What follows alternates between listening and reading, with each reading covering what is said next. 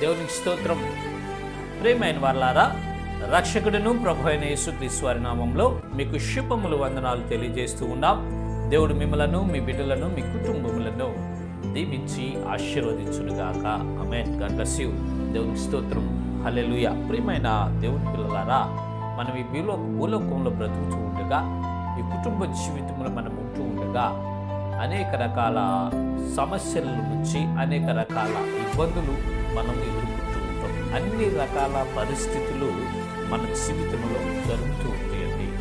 మేలులు జరుగుతాయి, ఉపకారాలు జరుగుతాయి, దీవెనలు జరుగుతాయి, సక్సెస్లు వస్తాయి, నష్టము కలిగింది, కష్టము కలిగింది, అదేవిధంగా వ్యాధి కలుగుతుంది, బాధలు కలుగుతాయి, శ్రమంలోకి వెళ్ళిపోతాం, నిందల్లోకి వెళ్ళిపోతాం, ఉన్నత స్థితికి వెళ్తాం, లో స్థితికి వెళ్ళిపోతాం. అన్ని రకాల పరిస్థితులు మన జీవితంలో సంభవిస్తూ ఉంటాయి ప్రియులారా. అయితే ఏ పరిస్థితికైనా మనము చెక్కు చెదరకుండా స్థిరంగా నిలబడి ఉండాలి.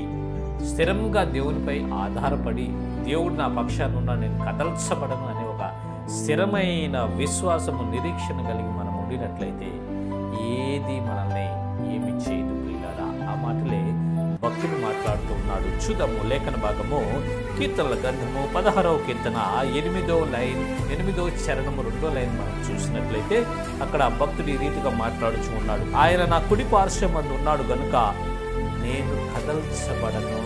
దేవునికి స్తోత్రం. హల్లెలూయా. ప్రియమైన దేవుని పిల్లలారా, దావీదు భక్తుడు మనకు ఆయన ఇస్తున్నటువంటి సాక్ష్యం ఏంటంటే, దేవుడు ఆయనకు కుడి పార్శ్వమున ఉన్నాడంట, కుడి భుజం దగ్గర ఉన్నాడంట. దేవుడు నేనిక కదల్చబడను అని సాక్ష్యం ఇస్తున్నాడు. ఎన్ని ఉపద్రవాలైనా రాని, ఎంతమంది సైనికులైనా నా మీదకి దండెత్తి రాని, లోకమంతా ఏకమైపోయినాయి, నా ఇంట్లో వాళ్ళే నాకు వ్యతిరేకమైంది అవని, ఎంతమంది వచ్చినా సరే నేను కదల్చబడను అని సాక్ష్యం. ఎందుకు అంత ధైర్యంగా దావీదు భక్తుడు చెబుతూ ఉన్నాడంటే, దేవుడు ఆయన కుడి పార్శ్వమున ఉన్నాడు. దేవుని మీద సంపూర్ణమైన విశ్వాసం ఇచ్చి, ఓ సహోదరి సహోదరుడా, ఈ జీవితంలో కలుగుతున్న చిన్న శ్రమ, చిన్న అవమానం, చిన్న నింద, చిన్న లేమి, చిన్న ఇబ్బందులకే నువ్వు సతమతమైపోతూ ఏదేదో చేసుకోవాలని ఊహించుకుంటూ రకరకాల ఆలోచనలతో వ్యాధన పడుతూ ఉన్నావా సహోదరి సహోదరుడా? దేవుడు నీ పక్షాన ఉన్నాడు, నీవు కదల్చబడవు. నాడు దావీదు పక్షాన దేవుడు ఉండటం వలన ఆయన కదల్చబడక స్థిరమైనటువంటి వ్యక్తిగా నిలబడి అంచెలంచెలుగా ఎదిగి రాజు, మహారాజు, చక్రవర్తి. ఈనాడు దేవుడు మన కుడి పార్శ్వం ఉన్నాడండి. మనం ఎందుకు భయపడాలి?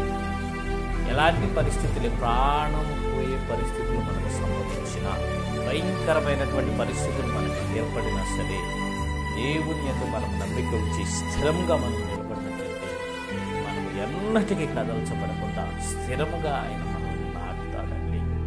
దేవుడు మన రక్షకుడైన యేసు ప్రభువు వారు స్థిరంగా మనల్ని నాటాడు. ఆయన పొలంలో మనం నాటపడ్డాం, మనం ఎదుగుతాం, ఫలిస్తాం, అభివృద్ధి చెందుతాం, విస్తరించబడతాం. మన తండ్రి మన యందు ఆనందిస్తాడు. మీరాలా దయచేసి గమనించండి.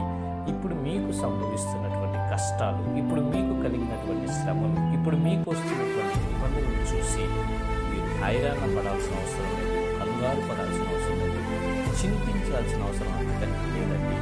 దేవుని యందు నమ్మిక ఉంచండి. మీరు కదల్చబడదు, స్థిరముగా ఉండి ఆ సమస్యను జయించి ఇంటి కృప దేవుడు మనందరికీ కలుగు చేయనుగాక. ఆమేన్. God bless you.